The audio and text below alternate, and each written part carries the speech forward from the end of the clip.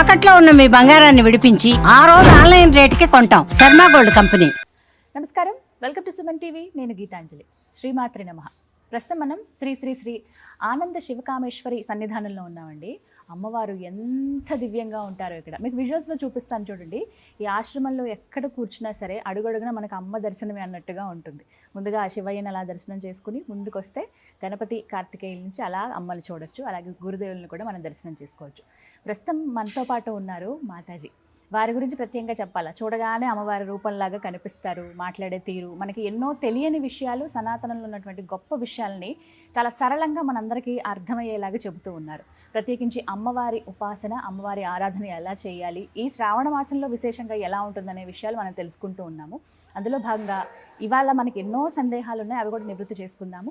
మనతో పాటు ఉన్నారు ప్రస్తుతం మనం ఉన్నటువంటి పీఠాధిపతులు శ్రీ శ్రీ శివకామేశ్వరి ఆనందమయ్యి అమ్మ. వారితో మాట్లాడదాం. అమ్మ నమస్కారం. శ్రీమాత్రి నమః. సంతోషం మాట్లాడడం. ఎంత ఎక్కువ సమయం ఉంటే అంత ఆనందం అనిపిస్తుంది అమ్మ దగ్గర. అవునమ్మా. మా శ్రావణ మాసంలో అన్ని పండగలే ఉంటాయి కదా, ప్రత్యేకంగా నాగదేవత ఆరాధన కూడా చేస్తూ ఉంటారు. నాగ పంచమి మనకి మంగళవారం రోజు వచ్చింది. ఓవైపు ఏమో మంగళగౌరి వ్రతం చేసుకునే వాళ్ళు, అలాగే నాగపంచమి ఆరాధన కూడా ఉంటుంది. కాబట్టి సుబ్రహ్మణ్య స్వామికి ఎలా చేయాలి, విశిష్టత ఏంటి, అసలు ఆరాధన విధానాలు, ఆ పద్ధతులు, నియమాలు చెప్పండి. తప్పకుండా తెలియజేస్తాను. సుమన్ టీవీ వీక్షిస్తున్న ప్రేక్షకులకి శ్రీమాత్రే నమః, శ్రీ గురుభ్యో నమః. నాగపంచమి. ఈ నాగపంచమిని అనుసరించి చాలా కథలు స్కాంద పురాణంలో ఉన్నాయి. స్కాంద పురాణం అంటే స్కందుడు కదా, సుబ్రహ్మణ్యేశ్వరుడు. స్కాంద పురాణంలో జనమేజయుడు సర్పయాగం జరిపినప్పుడు వాసుకి, అంటే చూడండి సర్పాల్లో పాములు వేరు, నాగులు వేరు, చాలా రకాలు ఉంటాయి. నవనాగులు ఉంటాయి. మనకి నవనాగ స్తోత్రం కూడా ఉంది. అందులో ఈ వాసుకి అనే జాతికి చెందిన నాగము శివుడి దగ్గరికి వెళుతుంది. నా యొక్క తల్లి, వాసుకి యొక్క తల్లి కద్రువ. ఈ కద్రువ యొక్క శాపం వల్ల సర్పజాతి అంతా నశించాలి, బిడ్డలకు శాపం ఇస్తుంది తల్లి. ఈ జనమేజయుడు సర్పయాగం మొదలు పెడతాడు. నాకు అందులో వెళ్ళి ఆహుతైపోవడం ఇష్టం లేదు, నన్ను రక్షించండి పరమేశ్వర అని వాసుకు వెళ్ళి పరమేశ్వరుని ప్రార్థిస్తుంది. ఆయన అప్పుడే సర్వ విధాలా ప్రార్థించినప్పుడు ఆ వాసుకి సర్పాన్ని గరడంలో గరళాభరణంగా ధరిస్తాడు. నేను కాపాడుతాను అని చెప్పి ఇక్కడ ఉంటే ఏం చేయలేరని తన కంఠానికి ఆభరణం కింద వేసుకుంటాడు. నాగాభరణం ధరిస్తారనమాట కంఠానికి. అలాగే ఇంకొక కథ ఉంది. ఇదే జనమేజయుడు చేస్తున్నటువంటి సర్పయాగంలో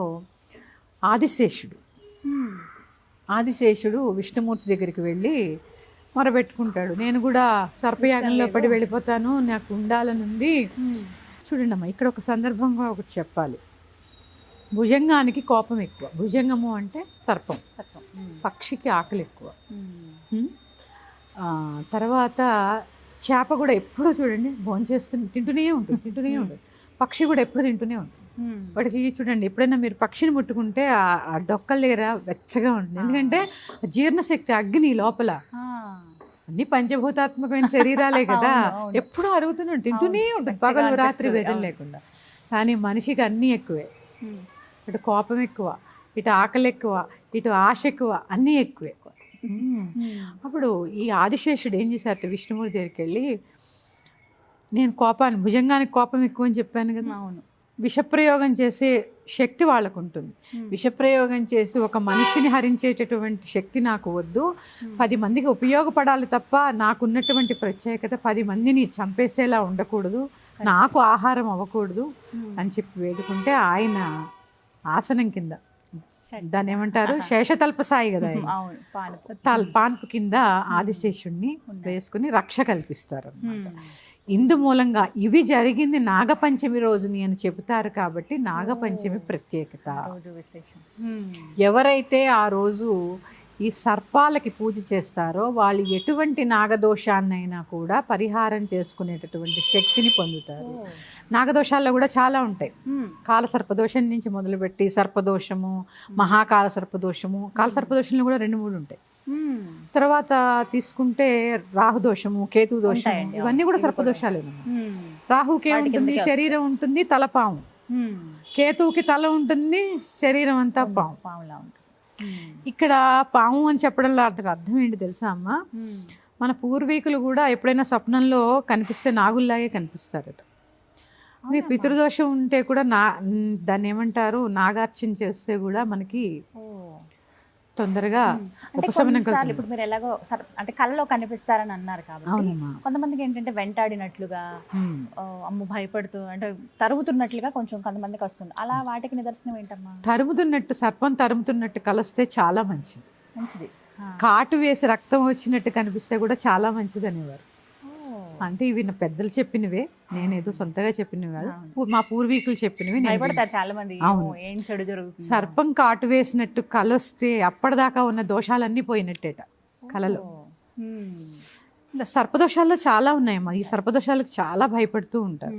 ఇంకా తెలుసా, సంతానం లేని వాళ్ళకి శుక్రకణాలు ఎలా ఉంటాయి, చిన్న చిన్న సర్పాల్లా ఉంటాయి. చిన్న తల ఇలా పాము. మరి సర్పాలకిను సంతానానికి ఏంటి కనెక్షన్ అంటే ఇదే కనెక్షను. శుక్రకణాలలో ఉంటే సర్పాల్లాగే ఉంటాయి. పైగా మన యొక్క స్వాధిష్టాన చక్రం దగ్గర దాన్ని ఏమంటారు, సుబ్రహ్మణ్యేశ్వర స్థానం, విష్ణు స్నానం. ఇప్పుడే పైగా ఆదిశేషుడు పిట్టి చుట్టుకుని పడుకుంటాడు అనమాట. మూలాధార చక్రంలో కూడా మన కుండలిని నాగం ఏదైతే ఉందో మూలాధార చక్రంలో 3 చుట్లు చుట్టుకుని పడుకుని ఉంటుంది. అంటే ప్రతిదీ నాగంతోటే పోలుస్తారు. అంటే ఇక్కడ ఏంటి అంటే అమ్మా, ఇది ఆధ్యాత్మికతలో చెప్పుకుంటే, భౌతికంగా చెప్పుకుంటే ఇది వర్షాకాలం. వ్యవసాయం చేసే వాళ్ళకి పాపం బురదలో తిరుగుతూ ఉంటారు. ఈ వానలకి భూమిలో ఎక్కువ ఉండలేవు పాములు. ఎందుకంటే నేను చూశానమ్మా, మాది పల్లెటూరు, మా ఇంటికి చుట్టూ చెరుకు తోటలు ఉండేవి. ఎన్ని పాములు ఉండేవో, అసలు పావులతో సహచర్యం చేసినట్టుండేది మా చిన్నప్పుడు. అప్పుడు ఒకటమ్మా, సర్పం ఏమనుకుంటుంటే బయటకు వచ్చేటప్పుడు నరుడు కంటే నేను పడకూడదు, నాకంటే నరుడు పడకూడదు అనుకుంటూ ఉంటుంది. మనకి ఎంత భయమో సర్పం అంటే, సర్పాలకు కూడా మనుషులంటే అంతే భయం ఉంటుంది. ఎక్కడ అందుకే కొన్ని నాగములు మనిషిని చూసేసరికి తలంచుకుని వెళ్ళిపోతాయి. చాలా వాటి జోటికి వెళితేనే కాటు వేస్తాయి తప్ప వాటి జోలికి వెళ్ళకపోతే కాటేయ. బయటకు వచ్చేటప్పుడే అనుకుంటాయట మనుషులు నాకు అంట పడకూడదని. అటుకి భయమే. ఈ నీళ్ళల్లో ఉండలేక బయటకు వచ్చే సమయం, వ్యవసాయం, బురదలో ఉంటూ ఉంటారు, తొక్కుతూ ఉంటారు. ఈ బురదల్లో పాము ఎక్కడ పాపం పాకలేదు కదమ్మా బురదలో. అందుకని ఏంటంటే ఈ నాగపంచమి రోజు ఆ నాగుల్ని అర్చించుకుంటే చక్కగా రక్ష అనమాట, మాకు రక్షణ కల్పించు తండ్రి అని వేడుకోవడం. ఎందుకంటే అమ్మా, జంతువులో కూడా భగవతత్వాన్ని చూసేటటువంటి ధర్మం నా హిందూ ధర్మం, నా సనాతనమైన ధర్మం. అందుకే ఒక్కసారి హిందూ ధర్మాన్ని అందరూ ఏంటంటే అమ్మా, దాన్ని ఏమంటారు, ఏదో పూజలు, వ్రతాలు, నోములు, ఇది కాదమ్మా. ప్రతి పండక్కి ఒక ప్రత్యేకత ఉంటుంది, ప్రతి పూజకి ఒక ప్రత్యేకత ఉంటుంది. వానొస్తే పండగ, ఎండొస్తే పండగ. ఎండొస్తే రథసప్తమి చేసుకుంటాం, అవునా? ఏరువాక పున్నమి చేసుకుంటాం, నాట్లు వేసి. అందుకే మన ధర్మం ఏంటంటే ఎప్పుడూ గొప్పది, సనాతనమైనది, సనూతనమైనది. అందరూ ఎందుకంటే ప్రతిదీ మతం, మనది ధర్మం. ప్రతిదీ మతం, మనది ధర్మం, మనది హిందూ ధర్మం. అందుకే ఈ ధర్మంలో కొన్ని చెప్పినవి ఖచ్చితంగా పాటించాలి. ఎందుకు పాటించాలి అంటే నేను చెప్పాను మీకు, జ్యేష్ఠ నక్షత్రాన్ని ఇప్పుడు సైంటిఫిక్గా చూసి ఆ నక్షత్రం చాలా పెద్దదన్నారు వీరి దగ్గర ఉన్న పరికరాలను బట్టి. మన మునుల దగ్గర ఉన్న పరికరాలను బట్టి ఎప్పుడో చెప్పారు జ్యేష్ఠ అనేది పెద్ద నక్షత్రం, అందుకే జ్యేష్ఠ, దాని పేరే జ్యేష్ఠ. ఎలా ఏంటి వాళ్ళకున్న పరికరాలు అంటే తపస్సు, మంత్రాలు, మనోనేత్రం ద్వారా చూడగలిగే వాళ్ళు, మనోనేత్రంతో చూసి ఎప్పుడో చెప్పారు. లేకపోతే అమ్మ పంచాంగాన్ని బట్టి గ్రహణాలు, వానలు, ఋతువులు ఎలా చెప్తున్నారు. అద్భుతం, ఎంత అద్భుతం కదా. ఎప్పుడో వచ్చే గ్రహణాన్ని ఇప్పుడే ఎలా చెప్తున్నారు. అందుకనే మన ధర్మాన్ని పాటించండి. ధర్మో రక్షతి రక్షితః. ధర్మాన్ని నువ్వు కాపాడితే ఆ ధర్మమే నిన్ను కాపాడుతుంది. ఇది ధర్మంలో ఒక భాగం. ఈ నాగపంచమి పూజ కూడా ఒక జంతువులో కూడా భగవతత్వాన్ని చూసేటటువంటి శక్తిని ప్రసాదిస్తూ ఉంటుంది. అందుకే నరసింహస్వామిని పూజ చేస్తూ ఉంటాను, నరసింహస్వామిని, హయగ్రీవ స్వామి, సుబ్రహ్మణ్యేశ్వర, నెమలి. ఇట్లా చూసుకుంటే ఏ జంతువులైనా భగవతత్వం. ఇవన్నీ దానికే, జంతువులో కూడా భగవతత్వాన్ని చూడాలనే దానికి నిదర్శనం ఇవన్నీ. దీనికే పూజ అని పేరు. ఇందాక చక్కగా చెప్పారు. ఇలా దోషాలు ఏమైనా ఉన్న కాలసర్ప దోషం, రాహుకాలం, కేతు దోషం, ఏదైనా సరే ఏదైనా అమ్మా ఎలా చేయాలనేది. ఎలా చేయాలి అంటే కొంతమంది ఇంట్లో పిండితోటి పాముని తయారు చేసుకుని కదమ్మా, చేసి వాటికి షోడశోపచారాలు చేసి సర్పసూక్త పారాయణ ఉంటుందమ్మా. సర్పసూక్త పారాయణ చేసుకొని ఇక పాలు నివేదన చేసి క్షీరాన్నం స్వామికి కూడా, తర్వాత బెల్లము నువ్వులు చిమ్మిలి అంటారు దాన్ని, అది కలిపినది, అది కూడా సుబ్రహ్మణ్య స్వామి నివేదనకి శ్రేష్టమైనది.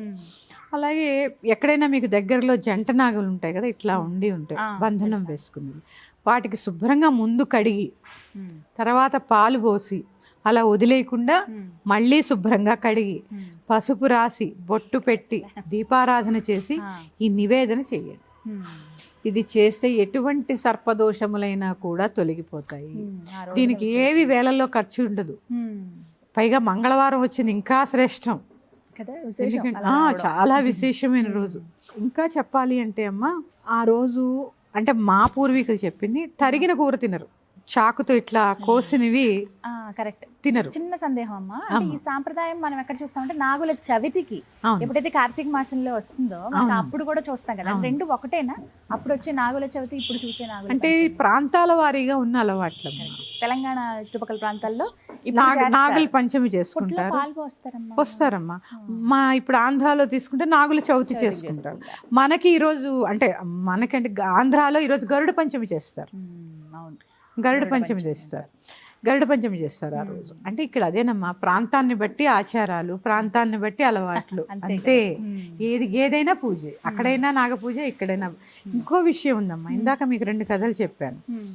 సుబ్రహ్మణ్యేశ్వర స్వామి దేవసేనను వివాహం చేసుకోవడానికి భూమి మీదకి వచ్చిన రోజు ఈ నాగపంచమి. సుబ్రహ్మణ్యేశ్వర షష్ఠి రోజు, అందుకే వల్లి దేవసేన కళ్యాణం చేస్తారు ఆ రోజు. వల్లి సుబ్రహ్మణ్యేశ్వర కళ్యాణం, ఇప్పుడు దేవసేన సుబ్రహ్మణ్యేశ్వర కళ్యాణం చేస్తున్నారు. అంటే ఈ నాగపంచమి రోజు సుబ్రహ్మణ్యేశ్వరుడు భూమి మీదకి ఈ దేవసేనను వివాహం చేసుకోవడానికి వచ్చిన రోజు కాబట్టి నాగపంచమి. సుబ్రహ్మణ్యేశ్వరుడు అంటే అందరికీ ఇష్టమైన దేవతే కదమ్మా. పైగా ఇంకోటి చెప్పాలమ్మా, దీంట్లో వయసుతో సంబంధం లేదు, ఎవరైనా చేసుకోవచ్చు. లింగభేదం లేదు, వయోభేదం లేదు, ఎవరైనా చేసుకోవచ్చు. పురుషుడు లేడు, స్త్రీ లేదు, ఆఖరికి చిన్న చిన్న పిల్లలు కూడా చెవు నొప్పులు వస్తూ ఉంటాయి చాలా మందికి. సుబ్రహ్మణ్య ఆరాధన చేస్తే చెవు ప్రాబ్లమ్స్ తగ్గిపోతాయమ్మా. ఆ పుట్టమన్ను తీసి చెవుకు పెడుతూ ఉంటారు, తెచ్చి పెడుతూ ఉంటారు. ఇలా మా ఒకటి కాదు, చాలా ఆరోగ్యం బాగుంటుంది, సంతానం కలుగుతుంది, రుణ బాధలు తగ్గుతాయి ఈ అదే నాగారాధన వల్ల. నాగలోకమే ఉంది కదమ్మా, పాతాళ లోకం అంతా ఏంటి నాగలోకం. కొంతమంది వితండవాదులు నాస్తికులు ఏంటంటే పొట్టలో పాలు పోస్తే పాము పాలు తాగదు, పాలు పోస్తున్నారంటారు. మరి నీ పొట్టలో పోస్తున్నావుగా, సంవత్సరంలో ఒకసారి అక్కడ పోయాలి కదా, ఒక్కసారి. ఇక్కడ ఏంటంటే అమ్మా భావన ముఖ్యం. ఆ పుట్టలో పాలు పోస్తే ఏమవుతుందో మళ్ళీ చెప్పుకుందాం. అది ఎంతవరకు వెళుతుందో, మనం పోసిన క్షీరం ఎంతవరకు ప్రయాణం చేస్తుందో, దానికి ఈక్వేషన్స్, దాని కనెక్టివిటీ ఒకసారి చెప్పుకుందాం. అందుకని ఈ నాగపంచమి రోజు చక్కగా పుట్టలో పాలు పోయడము, అలాగే శ్రావణ మాసం అంతా కూడా పూజలే కదమ్మా. మరీ ఏంటంటే 1 గంటకు కూడా వెళ్ళి పాలు పోస్తున్నారమ్మా. ఎన్నింటికి పోయాలమ్మా, ఇది కూడా కనీసం 10కి 10:30కి పూర్తి అయిపోవాలి. ఏంటి 12, 1 గంట, 2 ఏంటి పూజలేంటి, రాక్షస సంచారం చేసే సమయంలో పూజలు, ఆ టైంకి. అందుకే రజోగుణం ఎక్కువైపోతుందమ్మా. మీకు ఆరాధన చేసే సమయాలు కూడా చాలా ముఖ్యం, అందుకే పెట్టారు కూడా. పెట్టారు కదా ఈ సమయానికి. ఎందుకు బ్రాహ్మీ ముహూర్తం ఎందుకు పెట్టారు, మధ్యాహ్నం ఎందుకు పెట్టారు? ఇప్పుడు త్రికాల సంధ్యావందనం చేసేవాళ్ళు ఉంటారు, సంధ్య వార్చుకునే వాళ్ళు. పొద్దున్న సూర్యోదయాత్పూర్వం చేస్తారు, మధ్యాహ్నం చేస్తారు, సాయంత్రం చేస్తారు, అది వాళ్ళకి డ్యూటీ. అంతేగాని నువ్వు పొద్దున్న బ్రాహ్మీ ముహూర్తం లేకపోయావు, కనీసం 9, 10 ఆ సమయం కూడా దాటిపోయి 2ంటికి దాటొద్దు, 3ంటికి కూడా నేను చూశానమ్మా. పోయిన సంవత్సరం 3ంటికి వెళ్ళి పాలు పోసి వస్తున్నారు. ఏంటి వస్తున్నారమ్మా ఈ సమయంలో అంటే, పాలు పోసి వస్తున్నాం అమ్మా అన్నారు. ఏం చెప్తాం, మాటలు లేవు నాకు. ఈ టైంలో ఏది సమయపాలన అనేది చాలా చాలా ఇంపార్టెంట్ అమ్మా. సమయపాలన లేకపోతే ఎట్లా? సమయపాలన కోసమే కదా ఇవన్నీ పెట్టింది. అందుకని నాగపంచమి అనేది సమయపాలనతో సాత్వికమైన ఆహారాన్ని భుజిస్తూ ఆ రోజు చెప్పానుగా, భుజంగానికి కోపం ఎక్కువ. ఈ కోపం నీలో తగ్గాలనే నాగారాధన. నువ్వు కోపంగా ఉంటే ఎలా? అందుకని సాత్వికంగా ఉంటూ సాత్వికమైన ఆహారాన్ని భుజిస్తూ ఒక నామం చెబుతూ ఆ పుట్ట దగ్గరికి వస్తారు. ఇది విమర్శ కాదు, తెలుసుకోవాల్సిన విషయం. తోసేసుకుంటారు ఇట్లా. ఇక పూజ పక్కకి వెళ్ళిపోయే, దేవుడి పక్కకి వెళ్ళిపోయే, నేను ముందు పోసావు నువ్వు ముందు పోసావు, ఒక లైన్గా ఎవరు పోస్తే ఏముంది, ఎవరు పోస్తే ఏముంది, మీరు పోసుకోండి, మీరు కడుక్కోండి, పెట్టుకోండి, మీ సమయం వచ్చినప్పుడు ఆ నిజంగా లైన్లో నిలబడ్డారు. ఒక భగవన్నామం చేసుకోండి, శరవణ భవ అనుకోండి. శరవణ భవ, అంతకు మించి నామం ఏముంది? శరణ వచ్చండి, శరణ భవండి. శరవణ భవ, శరవణ భవ, ఓం శరవణ భవ, ఓం శరవణ భవ నామం చేసుకోండి. తర్వాత నవనాగ స్తోత్రం అని ఉంటుంది. కొంతమందికి గుడికి వెళ్ళడం కుదరదు, ఇంట్లో సర్పసూక్తం కూడా చాలా చిన్నగా ఉంటుందమ్మా, చదువుకోవచ్చు. చాలా చిన్నగా ఉంటుంది నవనాగ స్తోత్రం కూడా. ఆ నవనాగ స్తోత్రము, సర్పసూక్తం చదువుకోలేని వాడు నవనాగ స్తోత్రము చదువుకుని చక్కగా నాగారాధన చేసుకోవచ్చు. వయో భేదం లేదు, లింగ భేదం లేదు.